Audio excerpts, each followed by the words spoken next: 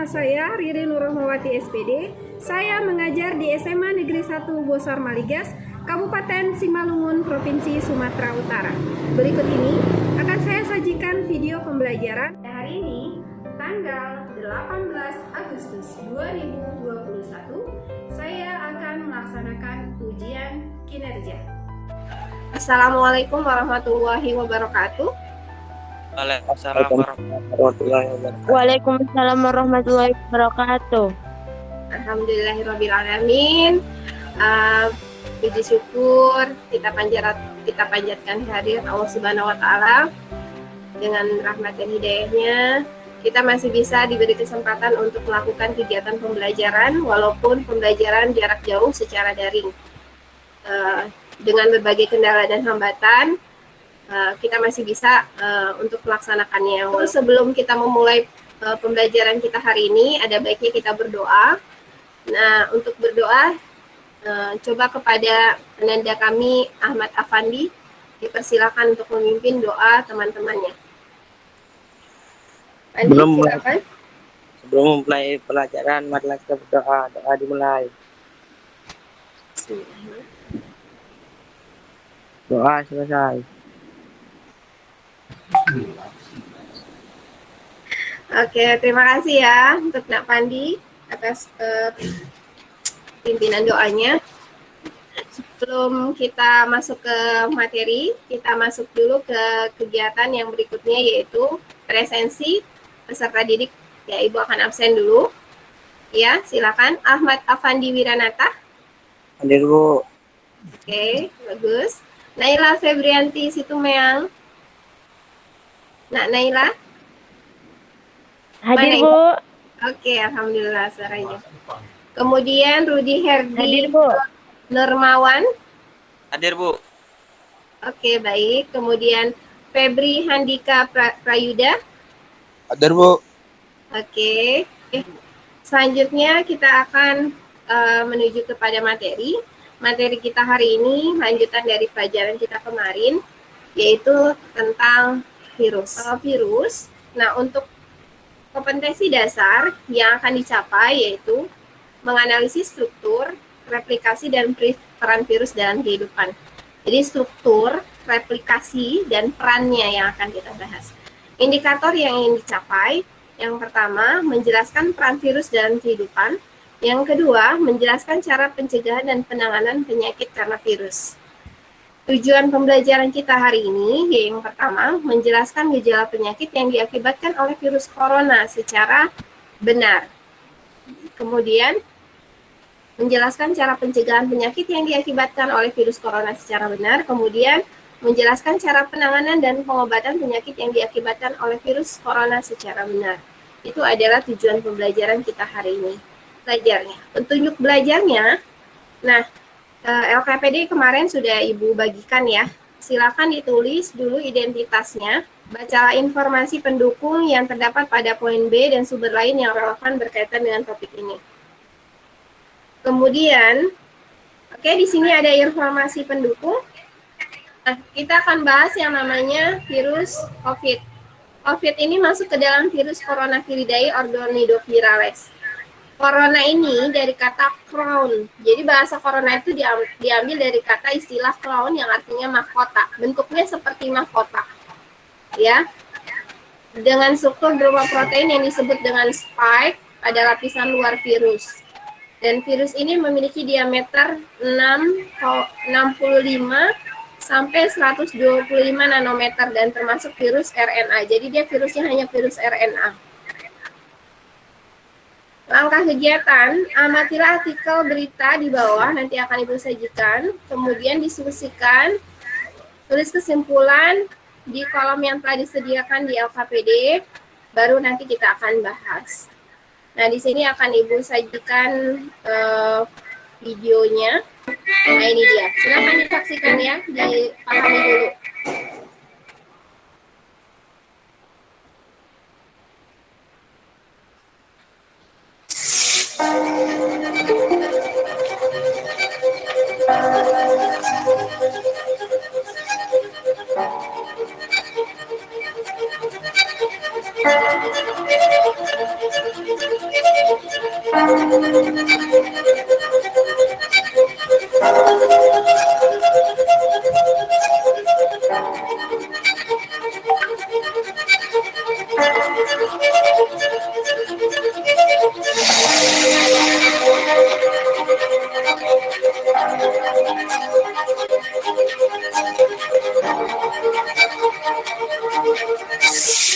Coronavirus ini kalau secara morfologi memang dia yang membedakan dengan virus yang lain itu adanya crown atau corona ya pada pada bagian terluar dari virus itu. Kalau kita lihat corona matahari ya bentuknya kira-kira seperti itulah untuk virus coronanya. Nah dari corona itu yang bagian yang corona itu kita namakan dengan S-spike-nya atau glycoprotein spike-nya, nah, itu bagian yang nanti bisa menempel ke sel inang atau sel targetnya apabila ada kecocokan. Jadi ketika ada kecocokan reseptor, glycospike-nya itu dia akan berikatan ya atau binding dengan sel targetnya, tentu saja sel saluran pernapasan manusia. Nah, karena jenis COVID-19 ini, coronavirus, dia punya single-stranded RNA, jadi setelah diberikan, material genetiknya masuk ke dalam sel target tersebut. Nah, dari itu bisa melakukan replikasi, termasuk juga dia juga membutuhkan selubung protein untuk melindungi dirinya. Nah, kemudian setelah proses replikasi selesai, dia bisa keluar dari sel tersebut dengan jumlah yang lebih banyak dari sebelumnya. Jadi nanti dia bisa menginfeksi sel-sel yang lain.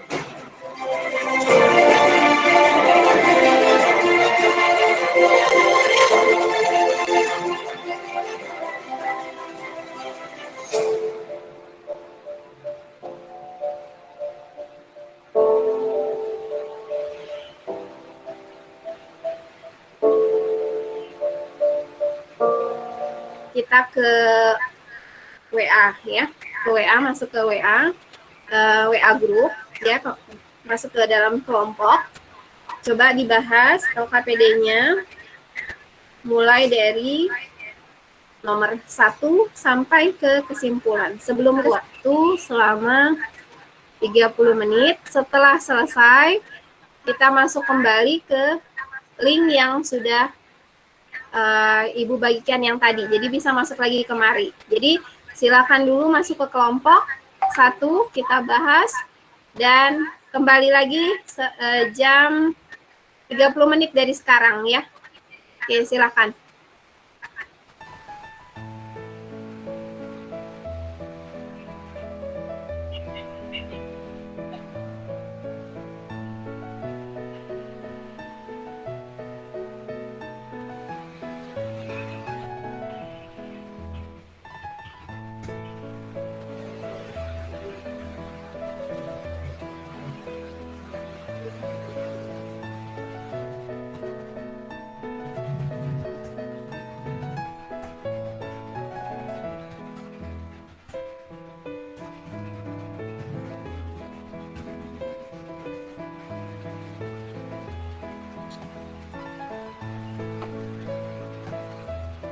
Alhamdulillah, tadi kita sudah sama-sama membahas LKPD di grup WA grup kecil kita di kelompok tadi. Pada Naila untuk mempresentasikan hasil dari kerja kelompoknya. Nomor 1, bagian A. Punya asam nukleat yang terdiri dari komponen DNA dan RNA. Bagian B.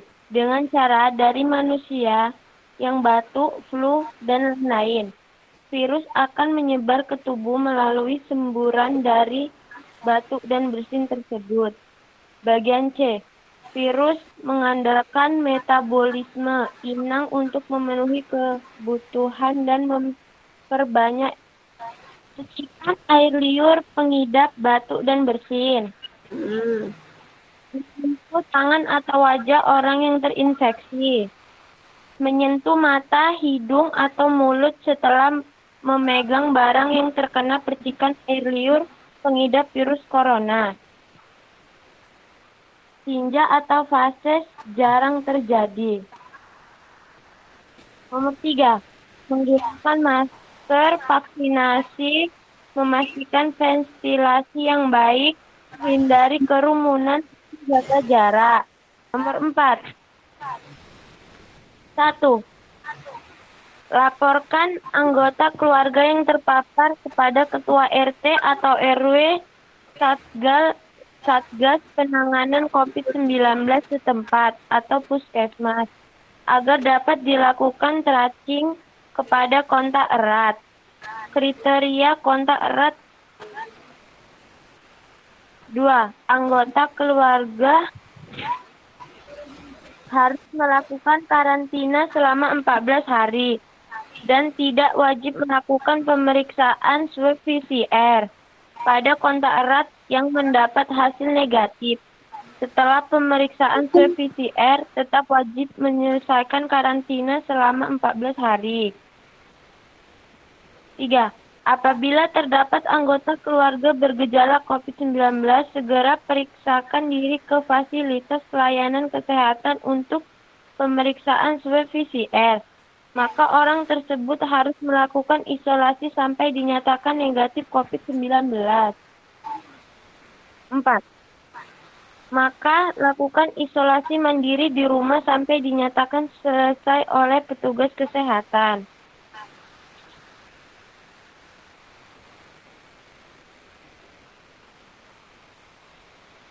Oke, sudah? Naila, masih ada lagi? Sudah, Bu. Sudah, oke. Terima kasih Naila untuk presentasinya. Kasih aplaus dulu untuk Naila, teman-temannya yang lain. Oke, bagus ya. Nah, ini adalah gambar virus corona yang tadi sudah ada di LKPD. Kan tadi yang pertama apa? Disuruh melihat struktur virusnya ya, Nak ya. Coba diperhatikan Naila Ahmad, virusnya ini bentuknya seperti bola ya.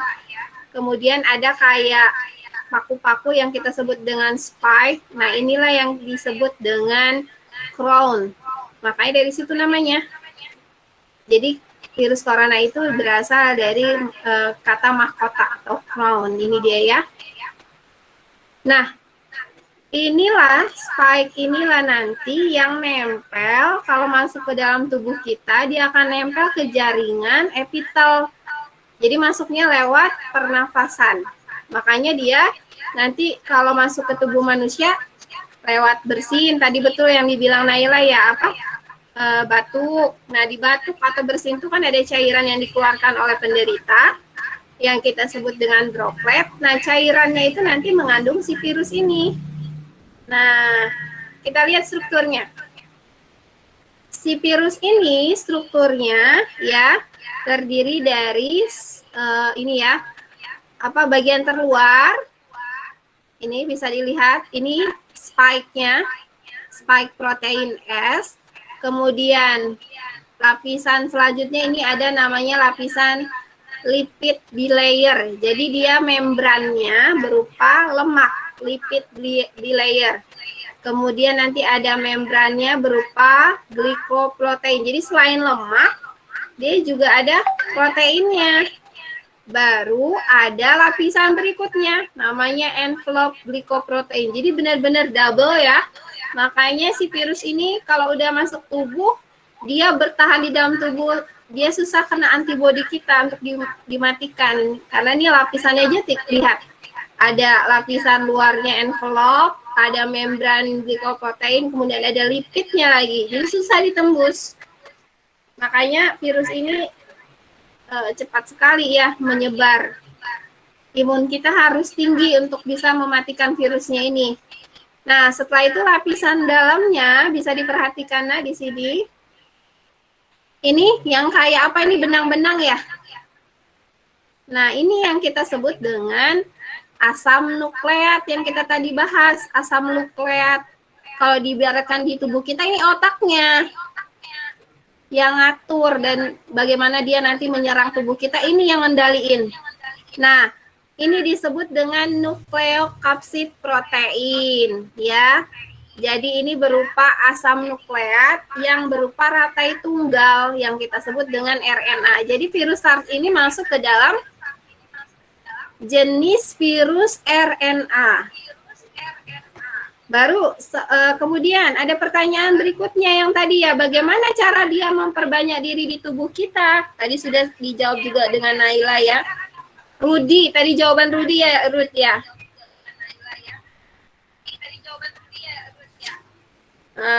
Dibilangnya karena di dalam tubuh kita dia mengalami replikasi. Nah, replikasi perkembangbiakan seperti apa? Nah, ini dia cara mengikatnya si virus di tubuh kita. Jadi si virus ini nanti nempel ke tubuh ya, nempel, kemudian dia akan melepaskan. Nah, ini ya. Ini pertama dia akan menempel dengan lapisan tubuh kita bagian kulit di pernafasan kita, epitel. Ya, lapisan luar atau epitel. Nanti di epitel itu ada namanya ACE. Reseptor ACE ini nanti nempel dengan si virus. Nih dia ya, ini dia gambarnya. Cukup jelas ya, Nak? Nampak gambarnya? Nggak nampak, Bu. Nggak nampak? Nge-lag sini, Bu. Nge-lag. Coba. Oh iya. Oke, coba kita perbesar lagi ya, biar kelihatan gambarnya. Oke, udah lihat ya, udah kelihatan ya, ini dia.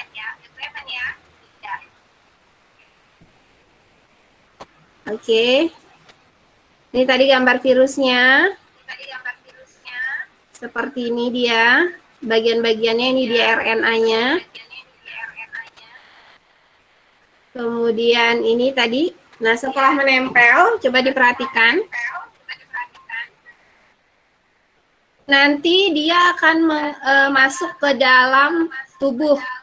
Bagian kulit tadi dari epitel dia masuk ke jaringan di bagian jaringan pernafasan kita. Kemudian dia nanti akan mengeluarkan RNA-nya. Nah, RNA-nya ini nanti dia akan melakukan pembelahan. Ya. Setelah dirilis RNA-nya dia akan melakukan pembelahan yang kita sebut dengan replikasi. Nanti dia akan mengalami transkripsi, kemudian nanti akan mengalami translasi. Translasi dengan bantuan yang ada di sel tubuh kita, dia membangun perangkat-perangkat lagi si virus. Jadi si virus ini nyuruh tubuh kita suruh buat bagian-bagian si virusnya. Itulah, jadi kayak serangan. Ya, kalau ibaratkan dia musuh, dia masuk ke dalam suatu negara dan negara itu disuruh buat perangkat-perangkat musuh. Nah, seperti itu yang terjadi di dalam tubuh kita oleh si virus. Jadi si virus ini nyuruh tubuh kita untuk membuat bagian virus-virus. Nah, di packaging setelah itu disusun kembali, akhirnya jadi virus yang baru. Nah, itu cara perkembangbiakannya si virus. Jadi itu ada prosesnya yang tadi sudah di-share sama Rudi ya. Itu ada 2 tahap. Yang pertama ada proses litik, kemudian ada proses lisogenik. Nah, itu bisa dibaca itu yang litik artinya dia nanti setelah dia jadi virus baru, dia akan memecah tubuh kita, sel-sel tubuh kita. Itu makanya litik. Tapi kalau yang lisogenik, jadi bedanya ya, lisogenik dia tidak merusak sel, tapi dia tetap membelah dengan ikut selnya terus. Sel tubuh kita itu. Jadi dia tetap di dalam tubuh kita terus dia. Bersama sel-sel tubuh kita. Nah, ini dia ada gambar bagaimana dia masuk ke dalam tubuh ya. Nah, ini dia virus nanti masuk ke dalam tubuh lewat ini, pernafasan. Bisa dari hidung, bisa dari mulut, kemudian masuk ke dalam tubuh. Nah, di dalam tubuh ini yang terjadi. Jadi si virus nanti nempel di di lapisan tubuh kita ini, saluran pernafasan, kemudian masuk. Setelah masuk, dia nyuruh tubuh untuk membentuk bagian-bagian virus dan memperbanyaknya di dalam tubuh. Nah, seperti itu prosesnya dari perkembangbiakan virus ya. Sampai sini ada yang mau ditanyakan anak-anak? Hati-hati nanti karena ini tadi kan sudah tahu ya, ada yang tinggal di tubuh, ada yang terus keluar ya. Nah, mana tahu nanti dia yang di dalam tubuh si penderita itu dia aktif lagi, bisa nular lagi walaupun dia sembuh. Ya, Bu. Tetap hati-hati ya. Oke, ini dia nah ini struktur umum dari virus. Nah, ini virus, contoh dari virus bakteriofag. Ini bentuknya kayak gini ya, nak. Bakteriofag itu virus yang menyerang bakteri. Jadi si virusnya ini nyerang bakteri. Kan nggak manusia aja yang diserang, ternyata dia menyerang makhluk hidup lain ya. Nah, ini terdiri dari kapsid, kepalanya, kemudian ini nanti ada bagian ekor. Di mana asam nukleatnya? Di sini, di bagian kepala. Nah, inilah DNA. Kalau tadi virus RNA ya, yang ini namanya DNA, beda dengan yang tadi. Ini leher, selubung, flat bawah, spike, ekor. Nah, di ekornya inilah nanti dia tempat nempel ke makhluk hidupnya lain. Tadi sempat disinggung tentang replikasi sedikit. Pertama, virus akan nempel. Nempel dulu. Ini kita anggap aja sel manusia ya, yang tadi itu kita mau ditempelin sama virus. Setelah menempel dia akan mengeluarkan materi genetiknya. Nah, ini namanya absorpsi. Jadi setelah itu dikeluarkannya isi kepalanya doang, jadi tubuhnya tetap di luar. Dimasukkanlah materi DNA atau RNA-nya tadi, setelah itu diperbanyak di dalam sel tubuh kita. Namanya replikasi. Jadi dibuat kepalanya, dibuat materi genetiknya. Habis itu setelah penyusunan, perakitan, kemudian penggabungan. Dimasukkan, disusun kayak virus yang utuh. Jadi si virusnya tadi, kepalanya dimasukkanlah materi genetiknya. Udah jadi, nah ini tahap yang berikutnya yang disebut dengan litik. Litik itu artinya di virusnya ini nanti membuat si selnya pecah. Nah, litik itu dari kata lisis, pecah. Nah, kenapa bisa pecah?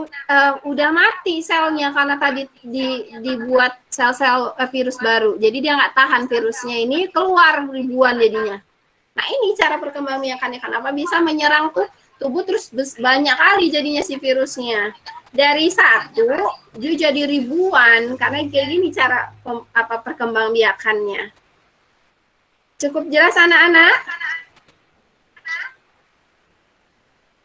Bagaimana? Terus Bu. Ada pertanyaan? Enggak, Bu. Jelas ya? Oke, alhamdulillah.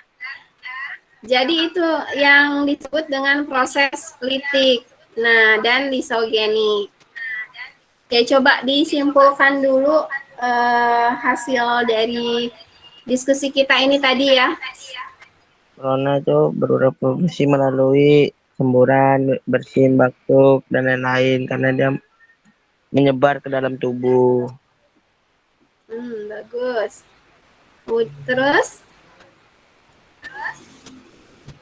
Terus virus adalah materi genetik yang diselubungi lapisan protein atau kapsid. Cara hidup virus corona seperti virus lain adalah menempel pada sel inang. Bagus sekali. Reproduksinya gimana? Apa, Bu? Memperbanyak diri di badan kita gimana itu si virusnya? Baik sekali Ahmad, terima kasih atas jawabannya ya, bagus. Jadi di dalam tubuh kita dia memperbanyak diri, betul sekali. Bagaimana cara memperbanyak dirinya? Tadi sudah jelas ya. Ada proses litik dan lisogenik ya. Litik tadi sudah ada jelas ya. Yang pertama dia nempel dulu.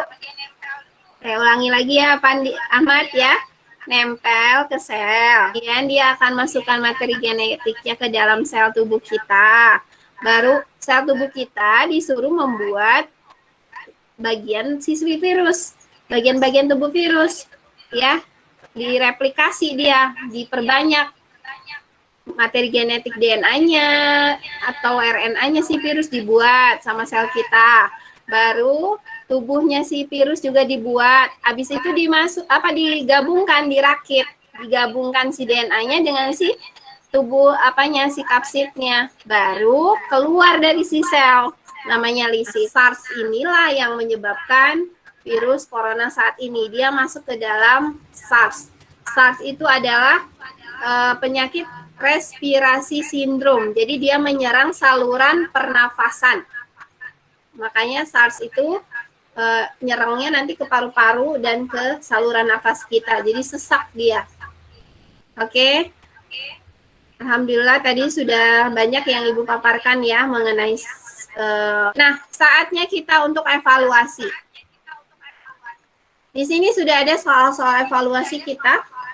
Coba kita jawab dulu yang nomor 1. Silakan untuk Naila menjawab nomor 1. Naila? Iya, Bu. Silakan. 1. Tubuh organisme ini tidak tersusun oleh sel melainkan oleh asam nukleat yang diselubungi protein. Organismenya adalah virus, Bu. Oke, bagus sekali Naila, betul ya. Jadi yang hanya terdiri dari protein dan asam nukleat namanya virus. Oke, nomor 2 Fandi. Ya. Mana bagiannya asam nukleatnya ditunjukkan di nomor berapa? Apakah dia nomor 1? 1 ini apa nih kayaknya ini apa? B, Bu, 2. Nggak salah, Bu. Bu, yang kayak benang itu, Bu. Iya, betul. Alhamdulillah udah paham ya. Jadi asam nukleatnya nomor 2 ya. Oke, terima kasih sudah menjawab soal nomor 4. Ya, alhamdulillah. Oke, sampai di sini alhamdulillah materi kita sudah selesai. Kita sudah bahas dari awal. Kita sudah nonton video tadi ya, video penyebaran virus. Apa itu virus corona? Ternyata virus corona itu dari kata kron, mahkota. Karena memang dia bentuknya seperti mahkota ya, ada spike-nya. Oke. Virus corona ini menyerang manusia melalui droplet ya. Droplet itu kayak semburan yang buat kita masuk ke tubuh itu berupa cairan yang berasal dari batuk ataupun bersin. Kemudian di dalam tubuh kita si virus nanti menyerang saluran pernafasan ya. Bagaimana cara mencegahnya? Ingat ya 3M ya. Apa itu? Pakai masker. Menjaga jarak. Menjaga jarak. Mencuci tangan ya. Menghindari kerumunan. Ya, menjaga jarak, menghindari kerumunan. Atau social distancing. Jangan lupa ya, jadi alhamdulillah materi nanti berikutnya, nanti kita akan pelajari yang namanya Prostista di kesempatan berikutnya. Nah, alhamdulillah sudah dari awal kita tadi sudah bahas banyak ilmu yang didapatkan, semoga bermanfaat. Dan untuk mengambil berkahnya, dan ilmunya juga bisa dipraktekkan di kehidupan sehari-hari ya. Kita tutup, ada baiknya kita berdoa dulu. Silakan Ahmad Afandi untuk memimpin doa teman-temannya. Sebelum saya mengakhiri pelajaran, lebih baik mari kita berdoa. Doa dimulai.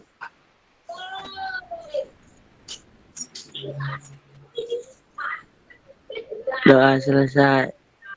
Oke. Ibu akhiri, jika ada kata-kata yang kurang berkenan, Ibu mohon maaf, dan kepada Allah Ibu mohon ampun. Wabillahi taufiq wal hidayah. Wassalamualaikum warahmatullahi wabarakatuh.